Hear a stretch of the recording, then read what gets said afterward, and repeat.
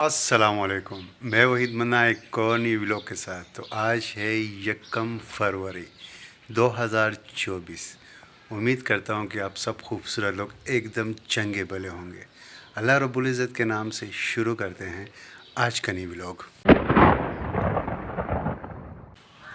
इस वक्त 12:44 हो रहे हैं। मैं घर पे मौजूद हूँ। असल में इतना लेट होने की ये वजह है कि हमारे मोहल्ले में एक फुदकी हो गई थी, तो बस उस वजह से लेट हो गए। तो अभी मैं लंच का टाइम है, मैं लंच करता हूँ और उसके बाद फिर अपडेट करता हूँ। ये है शलजम और गोश्त, और ये है पानी, ये है रोटी। तो आपका भाई करता है इस वक्त लंच। खाना वगैरह खाने के बाद आपका भाई बिल्कुल फ्रेश हो चुका है। 2 घंटे बाद असल में आज सारे काम इस तरतीब से हुए कि मुझे ख़ुद भी कुछ समझ नहीं आया। सुबह मैं गया अपने काम वाली जगह पर, लेकिन ख़बर मिली कि एक गम हो चुका है। हमारे मोहल्ले में एक फौजी हो चुकी है, तो हम लोग इसलिए कब्रों पे चले गए। अब कब्रों से बाद क्या, कब्रिस्तान। तो सुबह के टाइम पे जैसे ही मैं उठा, जब मैंने व्लॉग स्टार्ट किया आपसे, जब मैंने वेलकम वगैरह किया, सलाम वगैरह की, आपसे हाल हवाल पूछा, तो उसके बाद मैं चला गया कब्रों पे। हमारे तो यहाँ माहौल ऐसा है, हो सकता है आप लोग के भी हो, लेकिन अक्सर कराची में ये चीज़ नहीं होती। कहने का मकसद ये है कि जब हम लोग कब्रिस्तान में जाते हैं, हमारे मोहल्ले में जब एक फौदगी हो जाती है, तो यहाँ के जो मोहल्ले के जो लड़के होते हैं सारे, ये कब्रिस्तान में जाते हैं और वहाँ पर कब्र खोदते हैं। अब आप सोचेंगे इसमें क्या अनोखा है? भाई अनोखा ये है कि कराची में गोरकन का सीन है, यहाँ पे गोरकन का सीन है ही नहीं।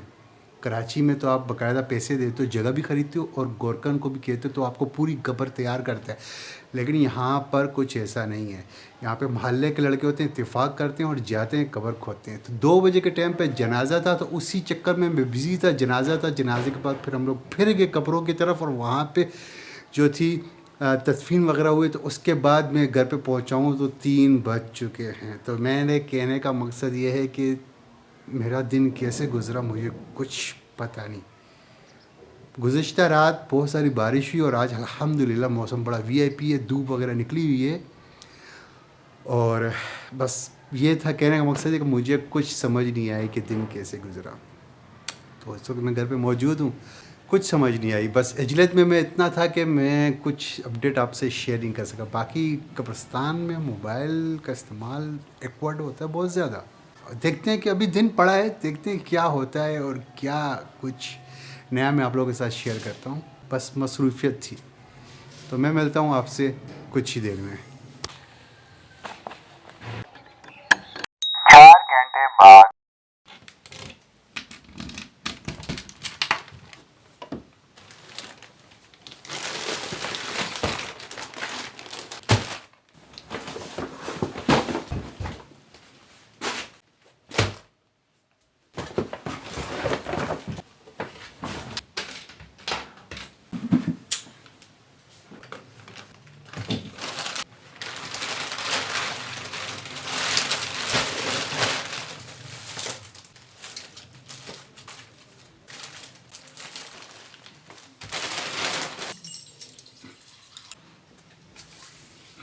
अल्हम्दुलिल्लाह इस वक्त मैं घर पे मौजूद हूँ। मेरा डिनर इस वक्त बिल्कुल रेडी हो चुका है। बिस्मिल्लाह। इस वक्त जो टाइम हो चुका है वो 6:45 हो रहे हैं, और बिल्कुल मेरे सामने खाना लगा हुआ है। डिनर बिल्कुल रेडी है, और मैंने 1-2 नवाले खा भी लिए हैं।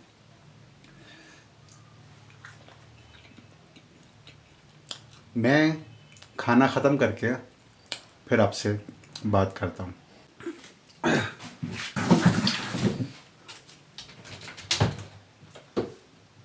असल में मुझे इस फाइल की ज़रूरत पड़ी थी, तो मैं कुछ डॉक्यूमेंट चेक कर रहा था, तो इसलिए मैंने ये फ़ाइल इस तरह से निकाली थी। तो मुझे लगता था कि यार वो कागज़ इसके अंदर है, पर वो कागज़ मेरे ऑफिस में ही पड़े हुए हैं। मैं वहीं पे कल देख लूँगा।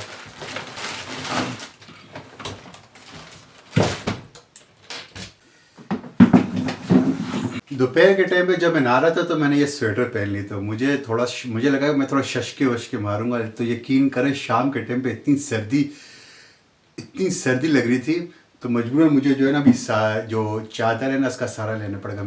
दिन में धूप थी, लेकिन इतना एहसास नहीं हुआ। अब जब धूप हल्की हल्की ख़त्म होना शुरू हुई असर के बाद से, मुझे जो ठंड लगना शुरू हुई ना, तो मैंने कहा शशकों की ऐसी की तैसी।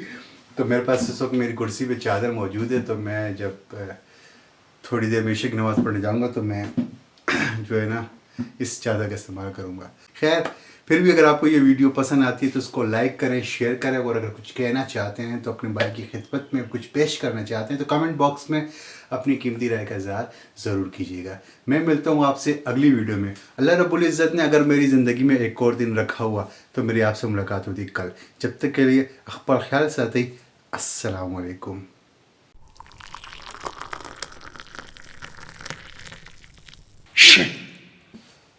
खाऊं